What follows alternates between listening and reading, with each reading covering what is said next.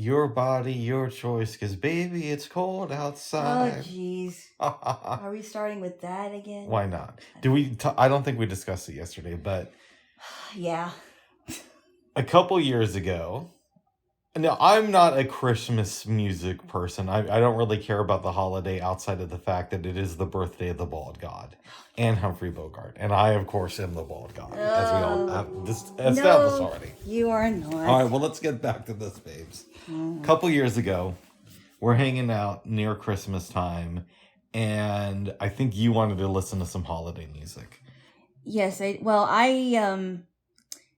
I did. I wasn't listening to it in front of you. I was listening to it by myself. Well, maybe we were talking about it. We were talking about because we were at my place. Yeah. I think this was prior to the pandemic. Yeah. We go downstairs, you're waiting for your ride, and you say, "Can you believe that there are some people who are trying to censor that song, Baby, It's Cold Outside?" And Yes. I'm like, that's really ridiculous. I don't get that. And I never thought about it again because I just thought that was some right-wing talking point. No, it isn't. Okay.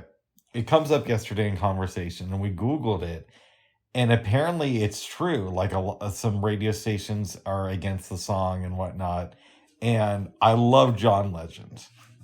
I think he's a great musician. He has spoken up for gay rights, which I think he got some pushback for. This was early in his career. Mm-hmm. I'm for that.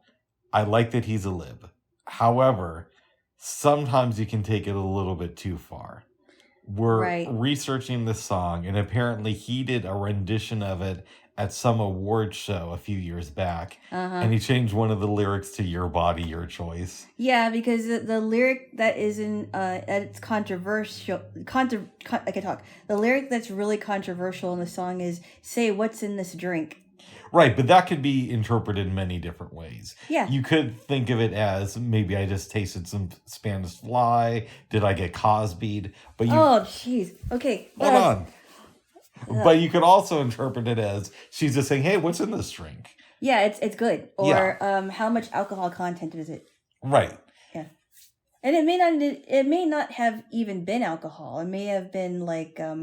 I don't know, some cider, like apple cider. Let's assume it was. Okay. Just for the sake of simplicity. Still, I'm a lefty. I'm all for women's rights and all that good stuff.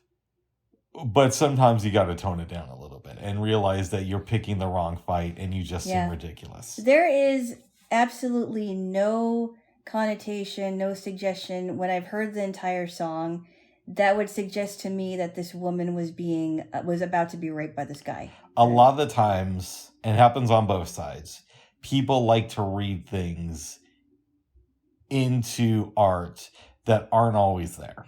And I think this is one of those occasions. And I'm against censorship on both sides, as you know. And it struck me as very ridiculous that it is. One, this was true. I did think you made this up. No, I didn't. But when I found out that you didn't, I'm like, oh, this is insane. It is insane, and I love that song. I think it's a romantic song. I think the guy in the song really cared about the girl, because if he didn't, he would have said, okay, sure, go out in the snowstorm. I don't care. I think that it's an okay song. It's serviceable. It gets the message across. It's a holiday song. Yeah. Not really my jam, but if people like it, people like it. And I don't see a good enough reason to be hating against the song. Yeah, I like it. I think it's romantic. I just think it's a classic. I do. I just think that if you don't like it, then change the station.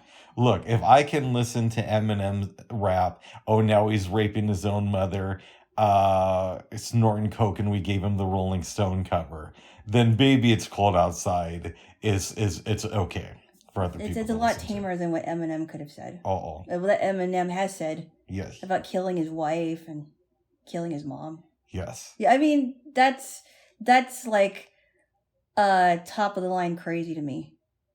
But in fairness, Eminem got a lot of hate from both the left and the right. Okay, so you got it on both sides. Yeah. So Baby, It's Cold Outside is like tame compared to what somebody like Eminem would say and has said, I think. Mm-hmm. So, I mean, that's just insane. And I'm so I think that anyone who has been attacked, that has actually been violated, I think they would even agree with me that this has no connotation that the girl was going to be taken advantage of. If you believe that that's the case with this song, that it's about rape, it's because you want to believe it. I would agree with you on that And one. you're not really looking at things objectively. Now, and we can also, we're not going to do it right now because we do it all the time. We could also examine some craziness on the right. So it's not excusing anybody else and their insane views, but it's just saying you got to look at things objectively and go to more than one source instead of just reading some ultra woke blog or whatever the case may be. Yeah, in this case, I really think that John Legend and Kelly Clarkson went too far by changing it, and that one couple from Minnesota, I think they tried to name it something like "Baby, I'm Fine with That." What happened now with it? Oh, because I heard a cover of "Baby, It's Cold Outside," but they changed the lyric, the title to "Baby, I'm Fine with That." And I'm listening to part of the song, I'm like, doesn't the girl have a say? Like, it's, I mean, not the girl, but I mean, this is ridiculous already. "Baby, It's Cold Outside" is now turning into a song for rapists. I don't get it. I don't understand. And I think if any woman was actually violated and we were talking about that, I think that she would agree that this is just top of the line censorship. Yeah, like when Watch Mojo puts together their top 20 lists of greatest rape anthems of all time, "Baby, It's Cold Outside" probably shouldn't be on there.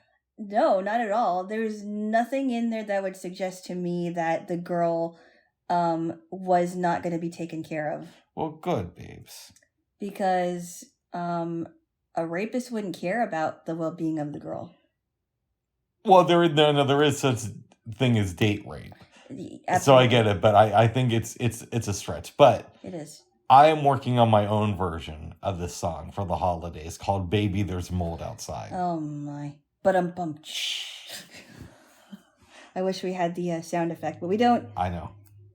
"Baby, there's mold outside." What do you think about that?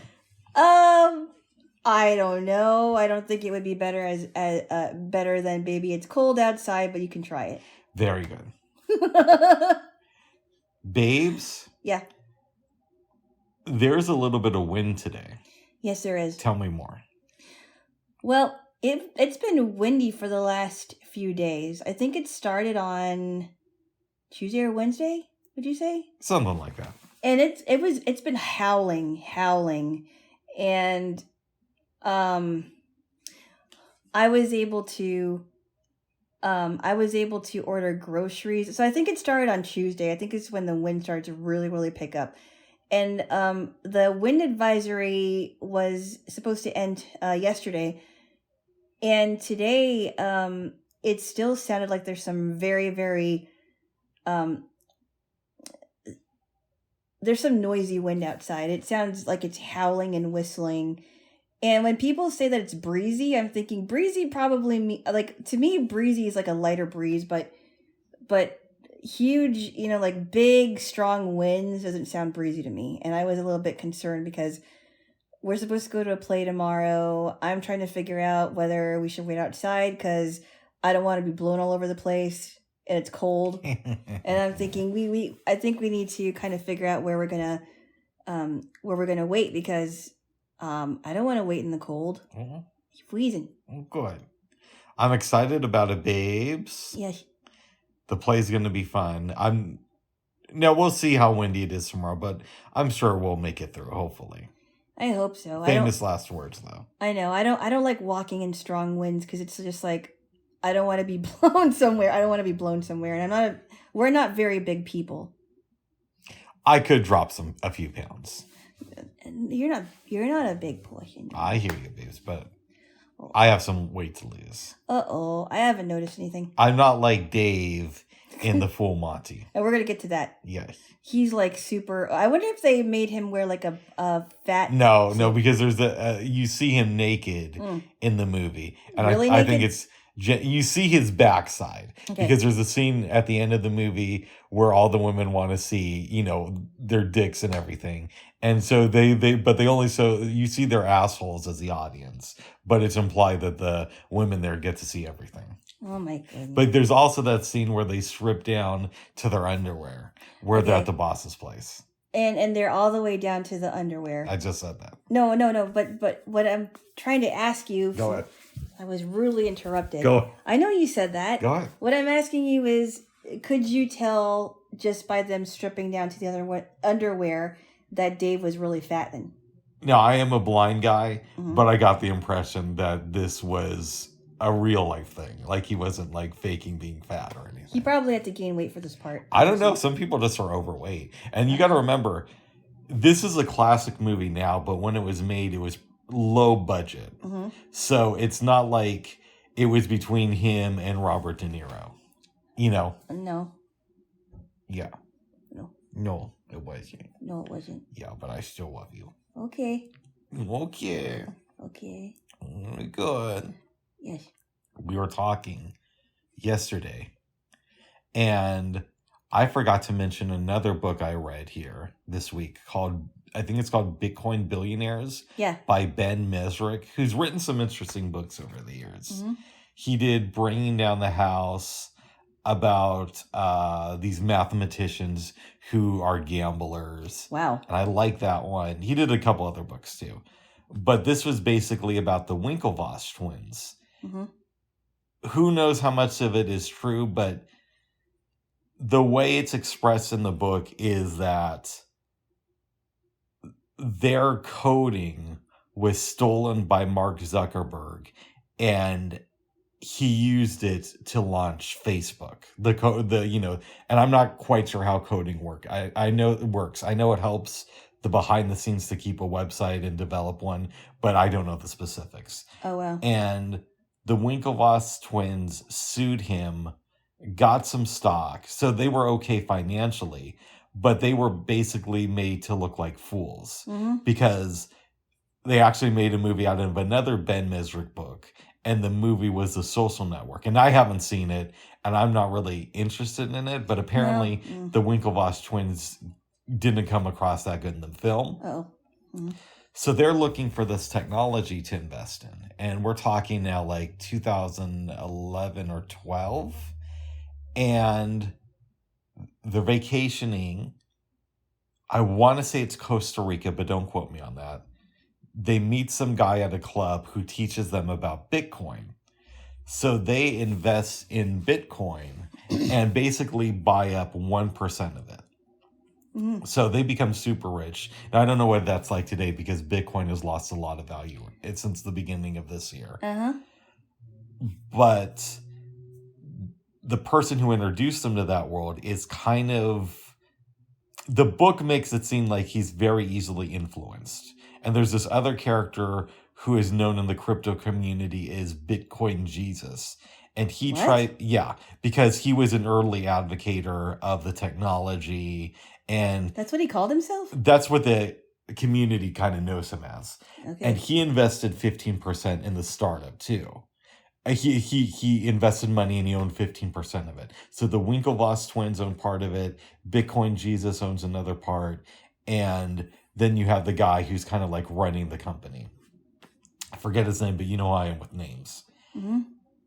And the Bitcoin Jesus is very libertarian. At least that's the impression I got from reading the book. So his whole thing about cryptocurrency is he's seeing it as this is a way to overthrow the government. And this is a way to, basically take the power out of the government's hands. Which, okay, if you're a hardcore libertarian, that sounds really cool. But if you're trying to sell something to the American people, maybe not the verbiage you want to use, right? I don't know. But he influences the guy who the Winklevoss twins know. And there was this other website called the Silk Road. Basically, you could buy all these goods and services on there, but it was used a lot to traffic guns and drugs. One of the guys behind it would buy Bitcoin off of the site that, the other characters were involved with. And they had specific limits of how much Bitcoin they would sell to people. So I think you could only invest $1,000 in it a week. And the guy who's kind of caught up between the Winklevoss twins and Bitcoin Jesus sees that this person wants to buy more Bitcoin. So he just kind of lets it slide. Because of that, when then the feds shut down the Silk Road, they trace everything back to the guy at the website, the guy who's working with the Winklevoss twins, and he gets arrested and basically goes to prison for a small amount of time. It's a crazy story, and I'm not doing it justice, but you should check out the book. It's really interesting. No, you're not doing it justice. No, I'm not. I think the book was written in 2018, so it's actually a little bit out of date now with the recent developments in Bitcoin, but it's still a good read. Oh, wow. What do you think of what I've said? I don't think I'm really interested in reading about Bitcoin, but it's not really about the technology as much as it's about the people who are involved early on with it. Well, that too. I don't know if that's something I'm that interested in, really. Oh, yeah, it's not convincing you to buy it or anything like that. No, and also with what recently happened to FTX. Yeah. And how horrible it crashed. I don't know that cryptocurrency really has a solid future. I think it's possible that one day it will, but I don't believe it's going to be with Bitcoin. Just because the image of it is so shattered by people, and they make it so confusing to understand the market. Yeah. But we'll see. We will see. It's just like one of those wait and see things. Yeah. Yeah. Speaking of companies and problems, have you been paying attention to what's going on with Taylor Swift? No, I haven't. I know, we've talked about how she had problems with her original company when she was a country singer. Mm. And then she switched to pop. I have not been in the Taylor Swift loop. I like her old stuff, but you're going to find this story interesting. Really? Yeah. So now, even though Beyonce makes better music videos than her, this is still an interesting story. Okay. That was a joke, but apparently it didn't land. No, it didn't land. Okay. You know that. Yes, I know. I know what you're talking about, yeah. Anyways, so apparently she's going back on tour. Uh-huh. Okay? And they're selling tickets through Ticketmaster. Yep. Because they have to, because Ticketmaster is a monopoly. Yeah. And Ticketmaster encourages scalpers. Really? To buy tickets. Wow. Yep. John Oliver did a whole thing about this. Okay. So tickets go on sale, and in some cases, like in LA, they're charging thousands and thousands of dollars to get in like the nosebleed sections. Are you serious? Yes. Not like the cheapest tickets ever. They're like they're the cheapest tickets you can get for her concert in some cities are going for thousands of dollars online. That's insane. And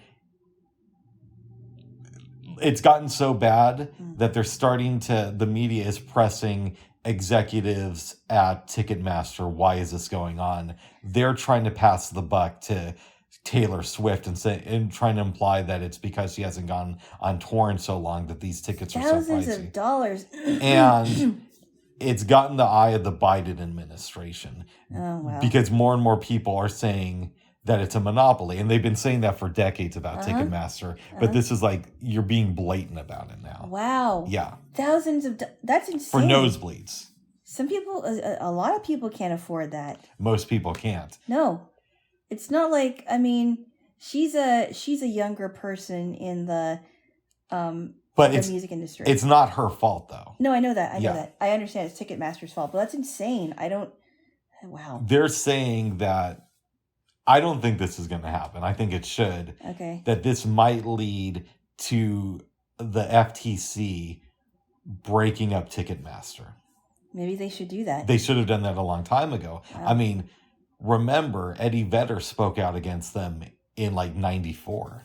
I wasn't paying attention to Ticketmaster at the time because I was in 8th grade and I wasn't going to concerts as much. So I think I kind of bypassed it or something. I don't know. Oh, So I believe you though. yeah. I believe that's what he spoke out against, but I didn't know that. How do So you? even back then, it was a monopoly. Well, it was growing. Mm. It's gotten worse since then. Wow. So everything is like an interesting thing. It seems we're coming together. There's the greed of Elon Musk. There's the greed of this dude who ran FTX. Mm-hmm. There's Ticketmaster. There's other examples we can give, like Mark Zuckerberg's craziness at Facebook. Mm-hmm. Mm-hmm. And it just seems like greed has been out of control with rich people for a very, very, very long time in this country, but it feels like it's more in people's faces now than it ever was before. Some people are greedy and power hungry, and because of that, it's taken over how they see things, right? How they their entire perspective of things has just been taken over because of this greed and power they've got. And it leads us to an interesting question that neither one of us knows the answer to right now is, what are we as Americans going to do? Are we going to step up and put a stop to this? Or are we just going to lay back and take it? I think there's a lot of Americans that are really upset about it. Mm-hmm. Not only is food really expensive in general, gas prices, and then you have crazy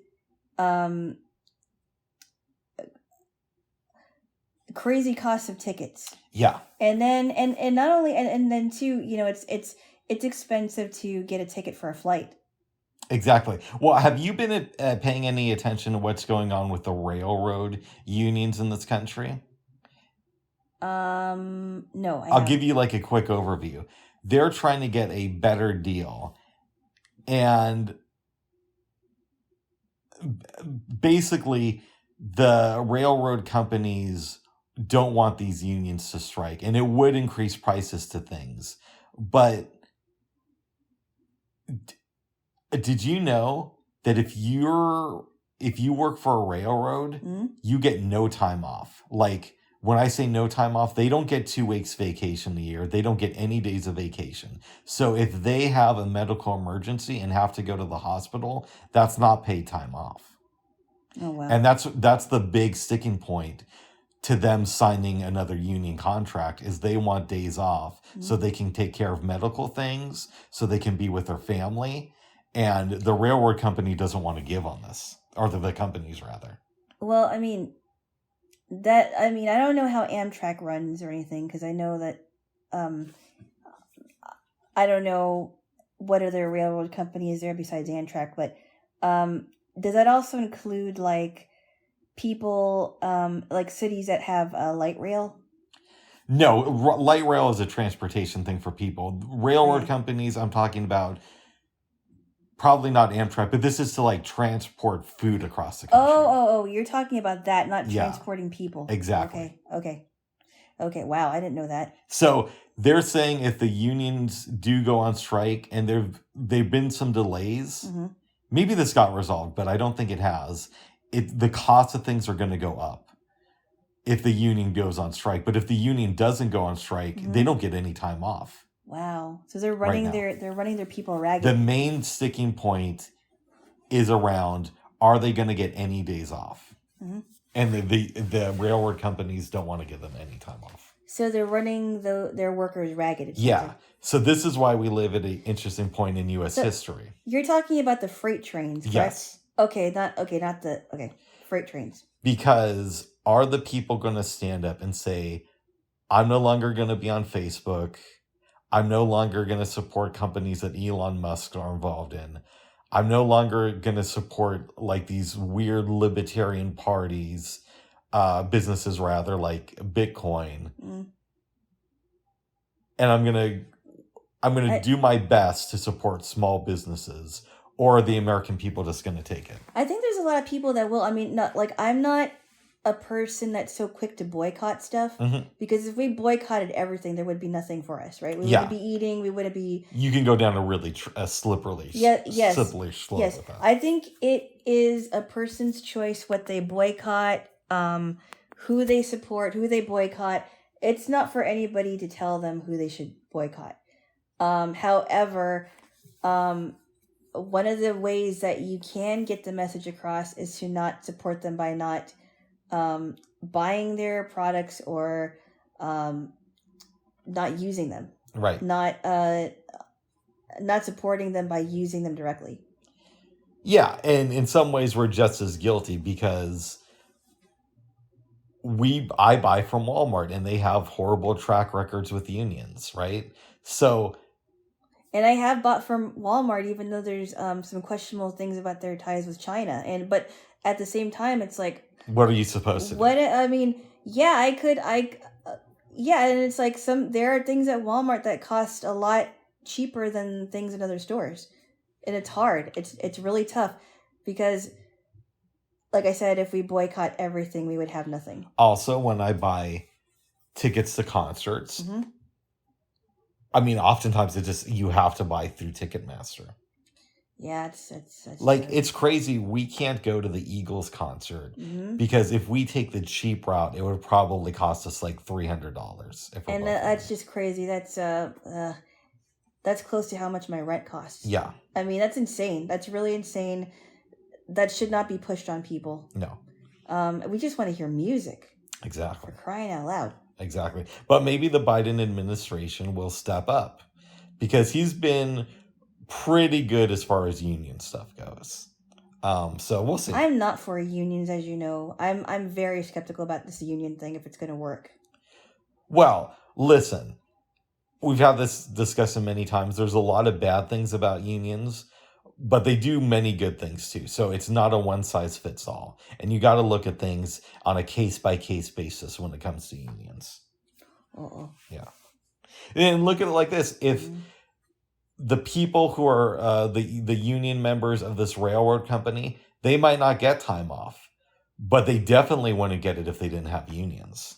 So at least right now it's on the table as maybe they might get this concession where it wouldn't be otherwise. Yeah. Well, it's one of those wait and see things again. Exactly. We don't know what's going to happen. We don't know if Ticketmaster is going to finally break up or collapse. It's not going to collapse. It would have to be broken up. Broken up, yeah. There's a lot of things that need to be broken up. Facebook needs to be broken up. People have been wanting that for a long time. I look at it like this. The people could just break up Facebook just to stop going on there. Uh-huh. That's all you have to do to break up Facebook. I know. And it's not an essential thing. Yeah. So it's not like if you're not on Facebook, you're going to die of starvation.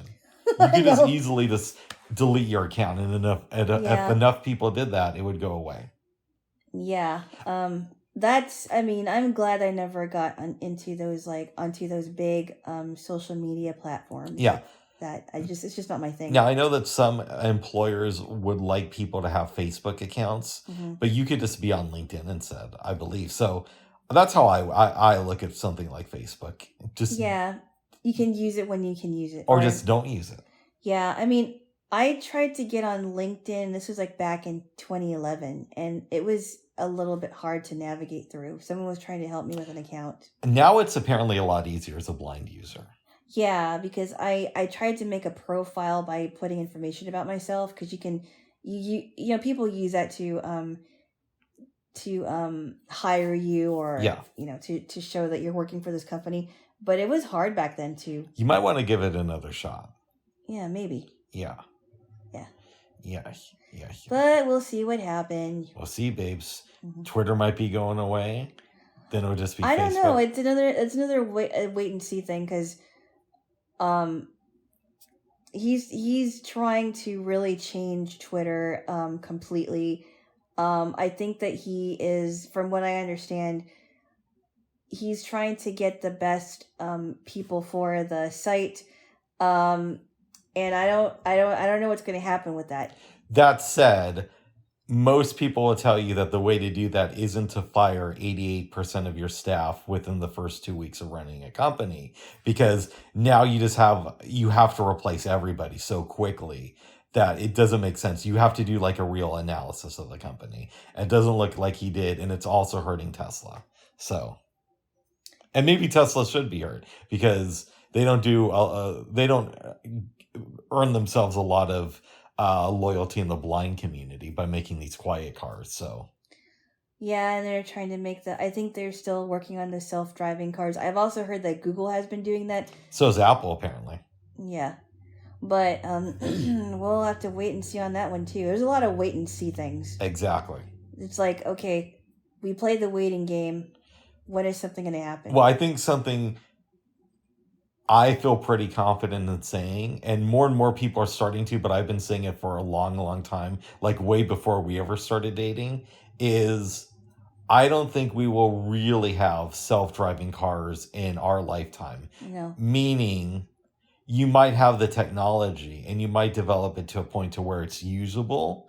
And I know that they have some version of it now, but where you can really use it everywhere. Yeah. But because of the way local municipalities works, I don't think you'll be in a situation to where a blind person could get in a car and take a road trip independently across the country in our lifetime. I think you're right about that, because they still haven't figured out, because there have been incidences where Tesla cars have exploded. I think they've got that fixed though. Okay, but then they haven't figured out, well, how would the car get you out of an accident? Because as we both agree on, technology can fail like that. Yeah. If you even the best technology can fail. So technology can't always be reliable. And if you have especially if you have more than one person in the car with you, how is the car able to get out of harm's way really quickly? That's one of my concerns. I remember, babes. Yeah. When I was a student in Colorado, we had a philosophy class on self-driving cars, and I basically said, this is irrelevant. It doesn't matter what we think about this. It's not happening in our lifetime. And if it did, it would be so expensive, it wouldn't be worth doing. Sure. And there was another student there who's debating me like, no, this is going to happen soon. Everybody's for it, and it's going to be a big thing in a couple years. Not everybody is for it. No. Not everybody's for it. There are people that have a lot of concerns about it. But that was 15 years ago. I know. Yeah, you're right. It was 15 years ago, wasn't it? I don't know. I mean, I wonder what that student is thinking now, because nothing has happened. Yeah, things have happened, but not at the pace that this person was trying to say it was going to. My concern is if blind people were able to get into a self-driving car, and drive across the country, what would happen if that car breaks down in the middle of nowhere and you don't know where you are? There's nobody around at the time, and your tire's flat or whatever happens. The battery goes dead. How is that going to work? Yeah, those are some questions that I think are valid to ask. Yes. Yes. Yes. Oh, if I had sight, we've already discussed this. And I'd be on the road all the time. And also, too, like, you know how those hybrid cars are not very noisy, and we need that. Yeah. I'm wondering if the self-driving cars, the ones that they're working on, are going to have enough noise so that people would know, hey, this car is coming. I don't know, babes. I don't like that these cars are like that. I would tell you this, I would not want to be a mobility teacher these days. I would agree. Yeah. I would agree, because you have to know, okay, this is what a hybrid car sounds like, and it's not very noisy. But they would have to know, okay, how do I know that this car is coming when their engines are super quiet? Yeah. And then they have to make sure they cross safely with that. And then the electric cars too, right? Some people have bought electric cars, not everybody, obviously. Well, electric car is the quiet car. No. I mean, you know what I mean, Bubs. Go ahead. Trying to whoop me again, Bubs. Sorry, go ahead. Go on your way. I got a soapbox. No, I'm just saying. Yeah. It's it's something that people have to really take into consideration. It's dangerous for pedestrians. It is. Yeah. Yes. And I need a kiss. No. Yeah. Okay. Mm. Bubs. What's going on, babes? You sound like you're constipated. Oh my goodness. That's your job, babes. No. I'm just kidding about that. The other sounds are just acting. So it's another cold day, another cold morning. Yep. The cocoa was good. It was. Nice and warm. But it is cold. I'm trying to figure out what I'm going to wear to keep extra warm, if I need to wear long socks. Things of that sort. I don't know, babes. I don't know either. I've been reading more of that book, The Family That Never Slept. That never sleeps? That Never Sleeps, I'm sorry. Yes. It's really interesting.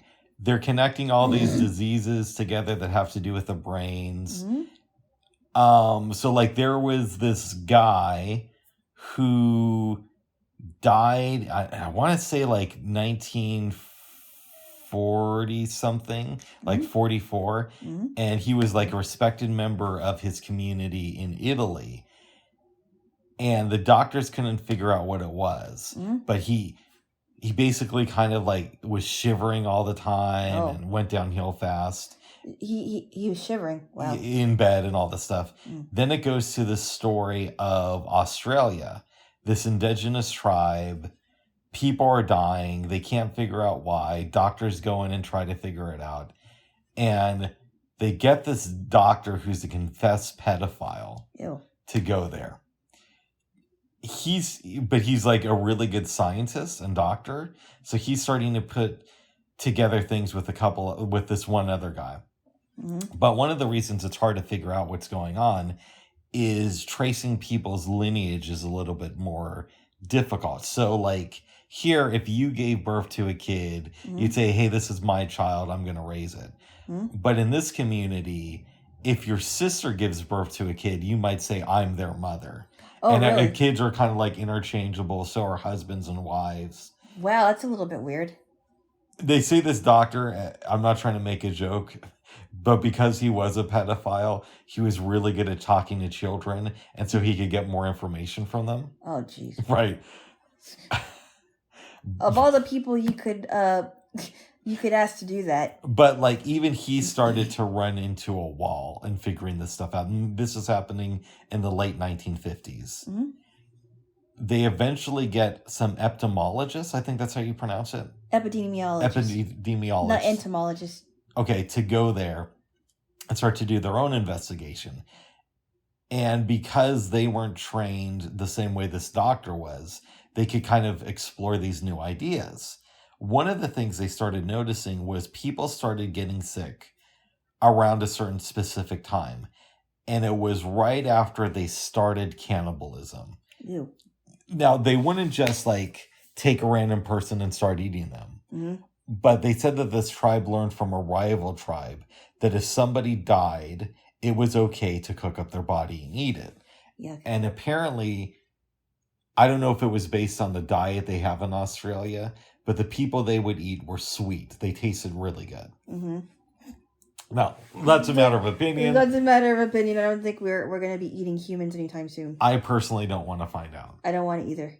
It sounds very barbaric. Yeah, in any event, once they got these people to stop eating other humans, the cases of this like erratic disease started to drop off dramatically.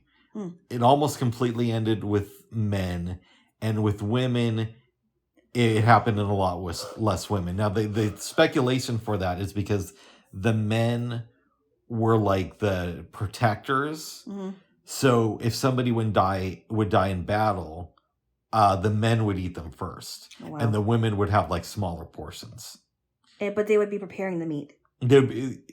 Sometimes it would be the men preparing the meat. Okay. Because they'd have to eat something in battle, right? Oh, well, uh-huh. And so because the women didn't eat as much of the dead people, it would take the disease longer to, I guess, take hold of them. Wow. Yeah, I don't quite understand it. Yeah. Now it's telling the story of the guy who died in Italy in 1944 had grandkids, and one of his granddaughters started to suffer. He had other relatives who suffered from this thing too. But one of his granddaughters, when she was in her 40s, started suffering from the same thing. And like, she was in her 40s, but this was in like 1974. And then she quickly went downhill and died. Wow. And then the guy's wife died in like 1979 from similar symptoms. And that's where I'm at in the book. Wow. What do you think so far? That's crazy. The cannibalism stuff was gross, but the pedophilia stuff was gross. This book has everything. Disease, cannibalism, pedophilia. It's a book, babes, and don't get offended, that both Michael Jackson, hold on, and Jeffrey Dahmer would enjoy. Ah! What? Bobby. What? No. Away, babe. Bob, stop it. I love you, babe. All right, babes. Don't touch the recorder, please. Oh. Yeah, I won't do that if you're a good boy. I always am. Ooh. Yeah, shaved boy. I'm good Soft shaved. to the baby's bottom. Yes, give me a kiss. Baby Why? bottom Jaylo. What? BBJ. Oh my goodness. Oh my badness. I will.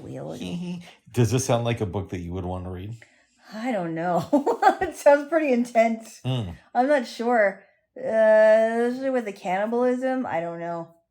Disease, suffering, cannibalism, death. No thanks. Oh my goodness, good. It sounds very depressing. I hope they find the answer. Well, I'm going to keep reading, babes. Okay. Yeah. Okay. Jaylo. Yeah? What did we have for dinner last night? We made our own version of Zatarans, and we used 2 boxes of the Zatarans jambalaya mix, and we put some carrots and celery and corn and baked beans, and it was super good and very filling, and I've got a lot of leftovers. Yes. I don't know if you want to have any for lunch, though, but I don't know. Well, why don't we talk about it afterwards? Okay. We'll see. In retrospect, we probably could have cooked the carrots by themselves for a little bit, and that would have helped. But overall, I thought it turned out really good. I thought the carrots were really good. I don't know that we should have had that many carrots. I love carrots. I love carrots too, but that's a lot of carrots. Oh, you got a little bit sick after dinner, though. No, it was before. It was crampiness and gas. It was. Oh, jeez. It was before. Okay. Yeah, actually, it was after, because I was trying to clean things up, and I'm just like, I'll be right back. And I was back in my room trying to get rid of this crampiness, and a lot of women experience it, and it just wasn't fun. Oh. So I put some lavender oil on me, and that seemed to work really well. And yeah, so that was something I was going through, but I'm okay now. Yeah. Yeah. Yeah. Yeah. Jaylo. Yep. We watched a 4-hour movie yesterday. Yeah, what happened is we separated it into 2 parts. One before dinner and one after. Yep. Yes. I'm going to have you take this one. There's a lot in the movie, so you don't have to say everything, because it's quite a bit of stuff. Yeah, this is Cleopatra, a film that almost bankrupted 20th Century Fox. Yeah.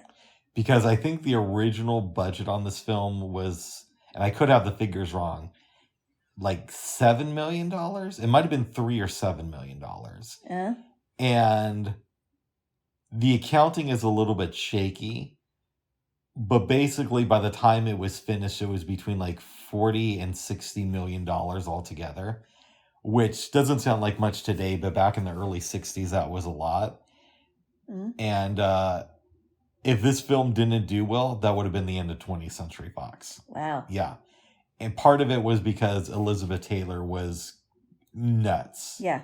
Right. Yeah. So not only did she have like a big salary back then of $1 million, but she also left her husband, Eddie Fisher, during the making of this film. Who used to be married to Debbie Reynolds. Right.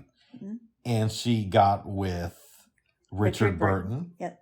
Okay. They would fight on the set a lot. They would show up late. I think there would be times where she would go like weeks or even months without going to the set of the movie when she was supposed to be there. Wow. It's just craziness. If you ever read about this movie, it's old Hollywood to the extreme of how bizarre it was. No kidding. Yeah.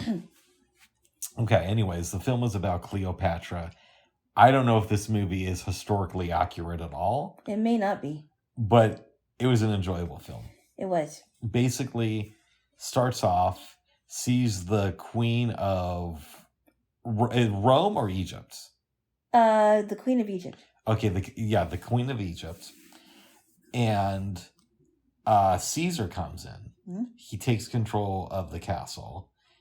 And she comes to him. She's like, you're going to need my help, blah, blah, blah. He doesn't believe her. He sets fire to the Library of Alexandria.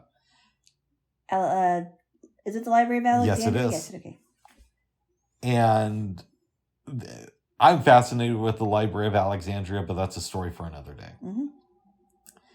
She's pissed off at this, rightfully so. Eventually, Cleopatra convinces him that they need to be together. She's like, I'm going to have your kid. It's going to be a son so he can take over.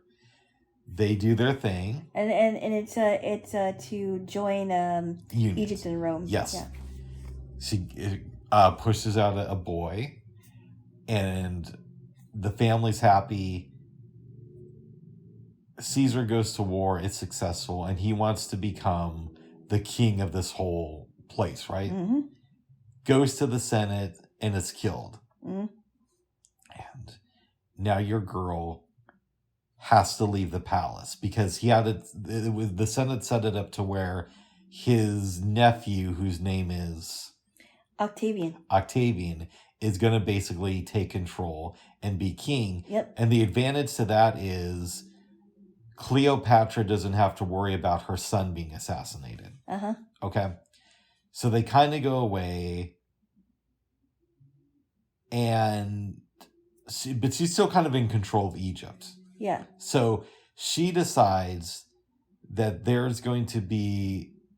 Oh, no, I'm sorry. Before then, this is a really long movie. It is. They send over your man, Mark Anthony, to basically get her to surrender Egypt. She doesn't want to do that. They fall in love, and they lead a fleet over to Rome. Mm-hmm. There's a big war. Mm-hmm. And Mark Anthony is basically now seen as a traitor to his country. Mm-hmm. Life goes on. They're enjoying being in love. By now, Mark Anthony has left the wife that he married at some point in the movie to be with your girl, Miss Cleo. Cleopatra, not Miss Cleo. She's not the false psychic. Oh, well, good. Miss Cleo. Call me now. Call me now. That's what she says in the middle of the movie. No, she doesn't. This movie is so expensive they needed to take out ads in the middle of it. No, she didn't. Early Miss Cleo. Oh my But goodness. anyways, I digress. Eventually, Rome has to take the battle to Egypt. Mm-hmm. So Cleopatra sends away her son and decides to go into hiding into her tomb. Mm-hmm. Mark Anthony is fighting. Eventually, he comes back to the palace, talks to one of the servants after stabbing himself. Mm-hmm. That's right, because he's intended to kill himself. Yeah. Yes. He's taken to her tomb. Mm-hmm. He dies. Mm-hmm. And your man, Octavian comes to Egypt, finds your girl, and basically says, listen, I'm going to own Egypt from now on, but you'll still be the queen, and I'll try not to interfere too much. You can have, somewhat a normal life, but I want you to come back to Rome and be part of a parade with me. Mm-hmm. She's all like, okay, but I need a rest. I'm really tired. Could you leave me for a little while? Mm-hmm. It's like, okay, I will. She's like, I don't want these guards here. Take them away. They leave. She eats a pig. Not a pig. A fig. I'm dyslexic. And it's poisonous. It's poisonous. and she dies. Well, yeah, so I think some of her staff ate poisonous figs, but she was trying to kill herself. They did Right. after she did. Yeah. And Mark Anthony finds that she's dead. He's a little bit pissed, but what is he going to do? That's basically the end of the movie. Tell me again, because I was kind of tired doing this You scene. were. Why did he try to kill himself? Richard Burton as Mark Anthony? Yes. Because he thought that Cleopatra was dead. Okay, I see. Yeah, because the servant said that she had left. Yeah. But that could have multiple meanings, and that's the interpretation I took away from it. And then she, she was, she killed herself, yes. Yep. Uh-oh. After he died and the kingdom was no longer going to really be hers. Symbolically it would be, but you know how that goes. Oh, yeah. I like this movie.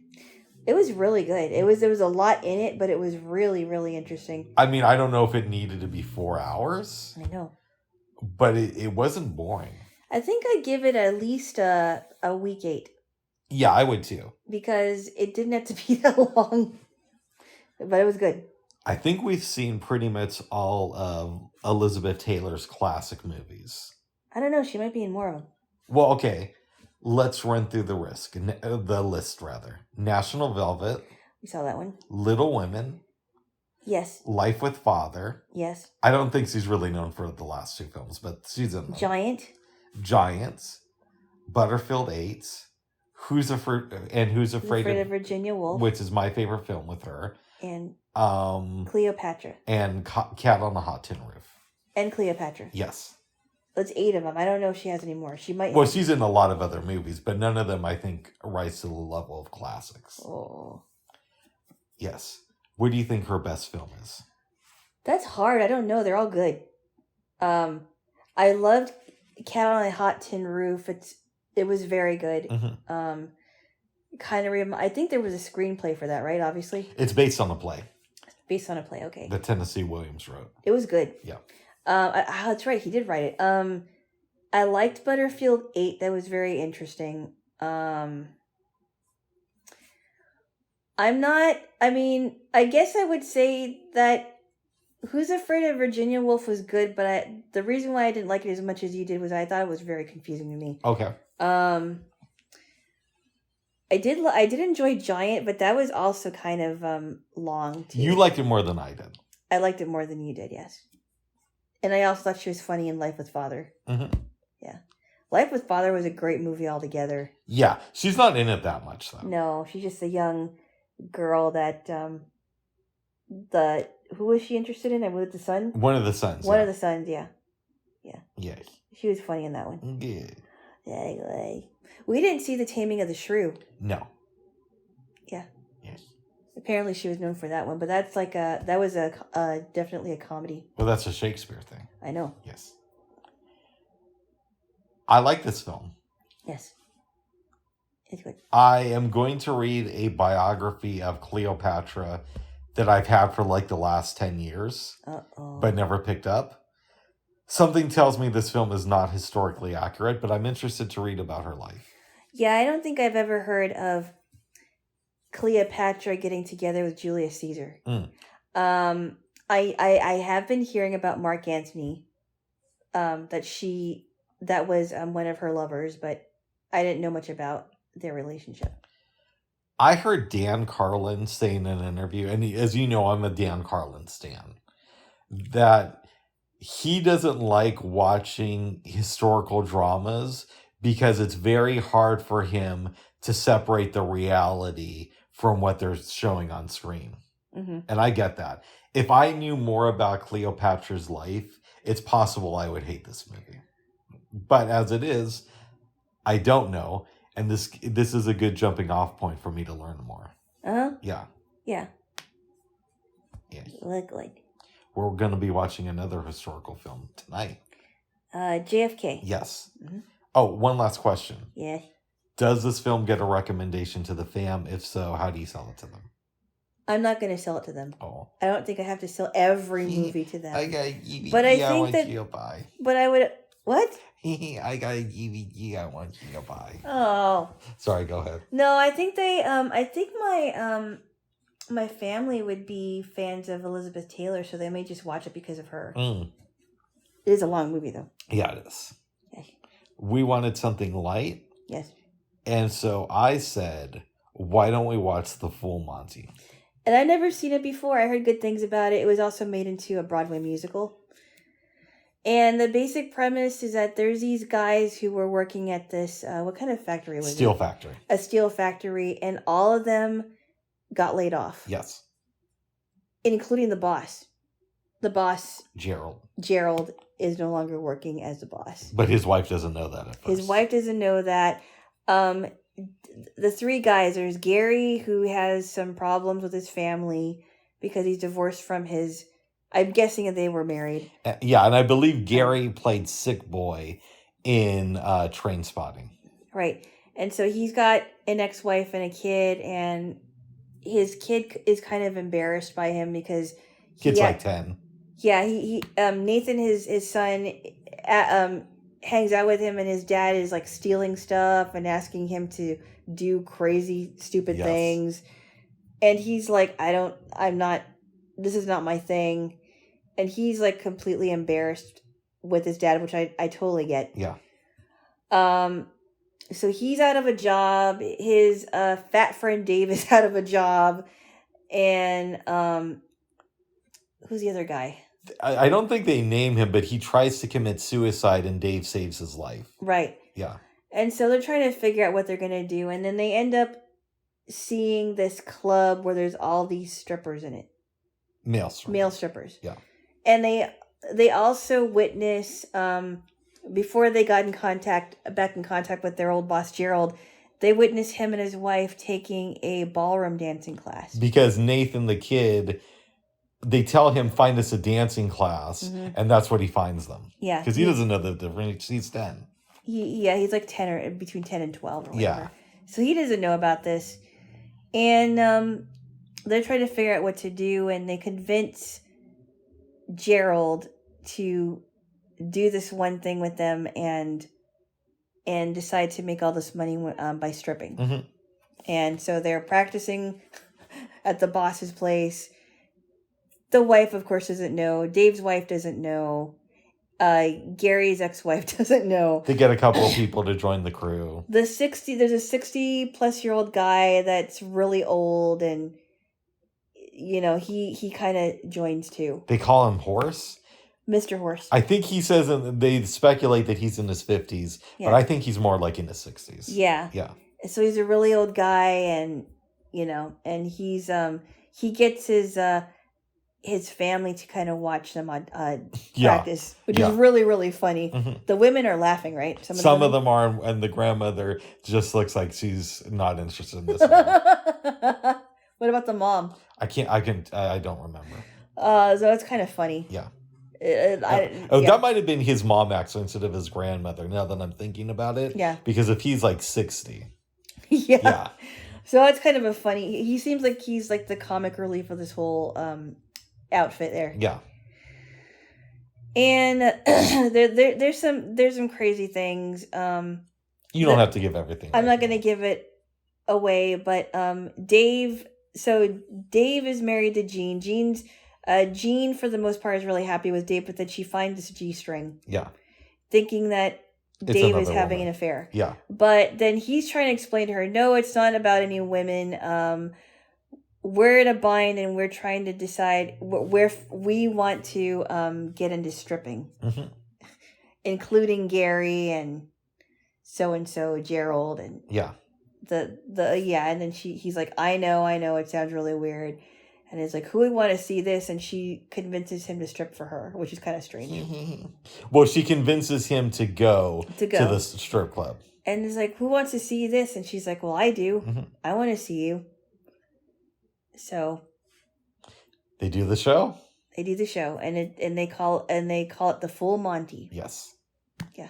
And all these women, before they did it, all these women are just laughing like, you're actually going to do the full Monty? And I think they called their crew something like Hot Metal. Hot Metal. Yeah. That's hilarious. Yes. That's pretty funny. Yes. This is not my favorite movie. I just give it a 7. Well, so here's what I would say. Yeah. It's not my favorite movie, but it's a fun film. I saw it the first time with my grandparents, and we all really enjoyed it. And then I think I went with my mom one time to see it, and then I went with like a good friend of mine to watch it. Yeah. I haven't seen it since it left the theaters, but I saw it like 3 times there. Yeah. And obviously my film palette is a little bit more developed because I believe this came out in 96. Yeah. So I don't enjoy it as much now as I did back in the day, but it's still a solid film. Mm-hmm. Now, you had a question about the reality of this movie because I want to keep calling him Sick Boy. Gary's wife or ex-wife is his baby mama, at least, is in the audience. And we know this because Nate tells him that. Yeah. So that doesn't make sense to me because the court has said, I can't swim. I can't be around my son. And I definitely can't swim because I'm thinking about stripping. And that's not a good look for me. But then his mom and his son end up in the audience watching this whole strip. Okay. I hear what you're saying. I don't remember the can't swim part.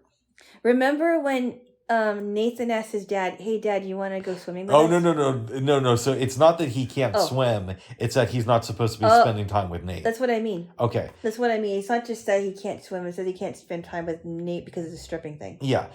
So, but if he wanted to go to a pool by himself without Nate, he could totally do that. Yeah. Yeah, okay. So, here's my take on it, and I don't know this for sure. Nate is really good at sneaking into places because of his relationship with his dad. Yeah. The sense I got from it, and I could be wrong, is that his mom is in the audience. Nate knows she's there because he snuck in, but the mom doesn't know that Nate snuck in there. She thinks that he's at home. I could be wrong with that, but that's my theory on that. Okay. Now, you could still say it's a little bit odd that she would want to see her ex-husband dance naked, but she did have a kid with this guy, and maybe she wants to see something that was inside her. Oh, jeez. One last time. Ah. Because it was really good. Bubs. Sorry. I'm sorry. That's my theory. I could be wrong. Bubs, really. What? You got a really weird and sick sense All right, of humor. well, give me a kiss then. No. Yeah, for your sake, babe. Why? Because you need one. I didn't ask for one, but I'll take it. Yeah, you get one. So then there's a couple questions. Okay. You would give this film a 7. It's not the best movie you've ever seen, but you liked it. There was definitely some funny parts in there for sure. My follow-up to that was, not just is it a good movie, because it sounds like you think it's a good movie, but not a great one. Right. But is it a good movie to watch after something as heavy as Cleopatra? Yes. And see, that's where I think, if we were just to judge it on this, it would probably be like an 8.5. Yeah, I don't know if I'd give it an 8.5. No, but you know what I mean. If we were just judging it on, is it a good follow-up to something like Cleopatra? Yeah. Because we wanted something that's kind of light. Yeah. But there's also some drama in this. So let's address that. What does this film teach us about the hopelessness of unemployment? Anything is possible. I wouldn't go the stripping route. Because that could be really, really bad for the next person who you want to work for. But, it was fun to watch. Would this really happen in real life? No. No, it wouldn't. Okay. What does this film teach us about setting a goal and sticking to it like Gary does? It definitely, despite that it was a very different goal that I would strive for, he definitely did not give up on this. I will give him that. But there's a couple points where he wants to quit. Yes. Like at the strip club, when all the women are out, he doesn't want to go out there. No, he doesn't. No, that's true. He doesn't want to go out there. But I will give him credit for sticking to what he thought would be good for the for him and the group. Yeah. And he didn't back off from it. Do you think that Gary eventually becomes successful? Do you think that he stays in the male stripping world? or is his life one of tragedy, and this is just like one of the highlights before the downfall, or before things get worse? Well, I think that he doesn't stay in the stripping world because they did say that it was going to be a one-time thing. But people can be coerced and, controlled. Yeah, but you want my opinion, right? Yeah. Yeah, I don't think he stays in it. Okay. Whether or not he's successful, that's questionable to me. Because if he can't keep his house tidy, and who am I to say it? I mean, this is just a character. It could teach him to be successful in other areas, and maybe he gets a better job, and maybe he learns to keep his house in order. And maybe his son Nathan does learn how to respect him after all that. I don't know. But I don't know. Yeah. He kind of seems like a kind of a loser to me, but this is just a movie, and that's fair. You know. What does this film teach us about lying to the ones we love? And I'm specifically thinking about Gerald and his wife. Yeah, because that went really bad. Yeah, it did. You don't wait 6 months to tell your wife what's really going on. That you lost your job. Right. You actually tell her the day after it happens, I think. Or the day that it happens. That it happens. You don't keep her in the dark for 6 months. I would be very upset. Yeah. And I totally get that she would kick him out, and that seemed more believable to me. Yeah, because it's not sugarcoating it. He has to leave his house. And we don't see a tearful reunion at the end of the movie like, oh, honey, I'm so glad everybody can see what made me attracted to you in the first place. Or, you did this great thing for me now. It's just, it's left up in the air. He's still kicked out at the end of the movie. Yeah. And it's not resolved, which I really enjoyed. And she basically said, you lied to me. I can't trust you anymore. Get out. Yeah. And I thought that was more believable. But with Dave and Dave and Jean was a little bit kind of interesting to me. I don't think that would really happen. We had a disagreement about this.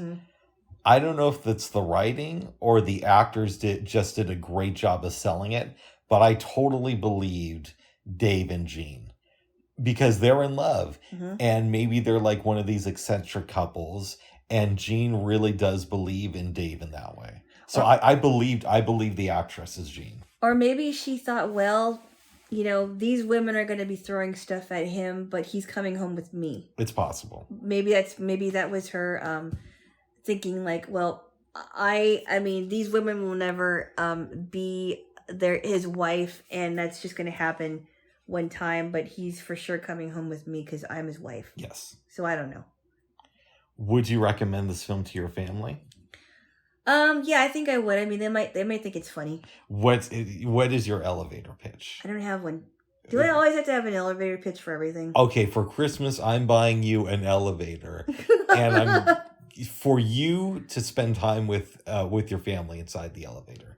I want you to use this elevator to hang out with your family inside for 30 seconds at a time.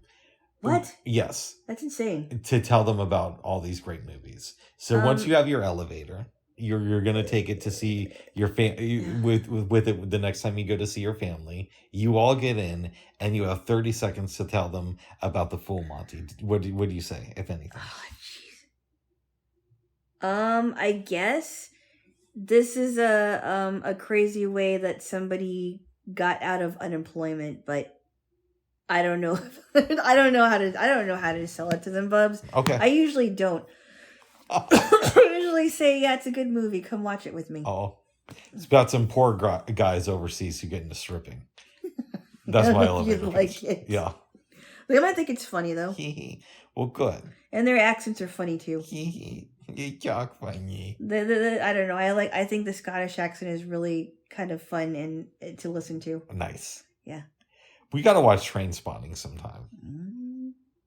I mean, I've seen it many times, but it's been a while. I'm sure you did. Choose life. Choose a house. Choose a religion. That's in the movie. Okay. Yes. Okay. Anyways, babes. Yes? We did not have any dreams last night, although we slept really good. Oh, I was tired by 10. Yeah. Close to 10. I was very, very tired. But I really think that our energy is just coming back. And I'm happy about that because from when, even after we did feel, even after all that sickness Yeah. and, coughing up stuff that is just gross, it's finally starting to leave. And I think we're starting to get back to our old selves. I coughed up some yellow stuff this morning. Yeah. Maybe I overshared. Yeah. But from what I've read online previously, if you do that, it's a sign, and who knows, the internet could tell me anything, Yeah. but it's that your body has had an infection, but it's doing a really good job of fighting it off. Where'd you read it off of? WebMD? I don't remember. This was years ago, I think when I had mono, and I was Oh. starting to cough up yellow stuff. Oh. Yeah. Yuck. Yes. Yeah. Yeah, because the discoloration, I heard that the infection is still there. Oh, good. Or, I'm sorry, the whatever sickness is still not quite gone yet. Yeah. Yeah. Babes? Yeah. Anything else you want to talk about? No. I'm excited about tomorrow. I was a little bit hesitant to go. Yeah. But I'm excited about tomorrow. I've never seen a one-woman show. I also never saw anybody live from SNL. That used to be on SNL. Me neither. I've see. seen some people who are musical guests. Yeah. But never anybody who was like part of the cast. So we'll see. I'm hoping it's a good one. Mm-hmm.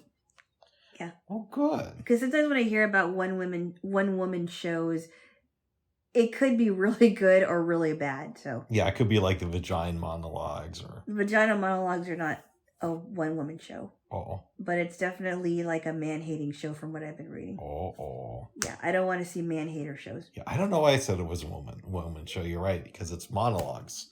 But from the vagina. I can understand why you would think it would be. Nice. Yeah. Nice. I'm wondering if it's going to be like a one woman monologue of like different parts of her life. I just thought about an alternative title to the Vagina Monologues, but I don't think you would like it if I said it, so I won't. No, I don't think that would be a good idea, Bob. No, you want to plug your ears? No, don't say it, Okay, Bob. I won't. No, it would be insulting to women. Well, I love you, babes. Is there anything else you want to talk about here? No. Okay, well, give me a kiss then. Why? Because you need one. I thought I kissed you twice. Well, you get to kiss me the third time. You're kissing the bald god. Many women. You're not a bald god, Bubs. Okay, what else? I'm kissing someone who's bald. That's what it is. Oh, my goodness. Bubs. All right, go ahead, babes. No distracting. No distracting. My goodness. All right, Jaylo. What am I going to do with you? You're going to take everything I say as the gospel truth. But it isn't. Well, that's yet to be seen. Well. Yeah. Well. Yeah. Yay. Yeah. All right, babes. Bye-bye. Bye-bye. Bye-bye.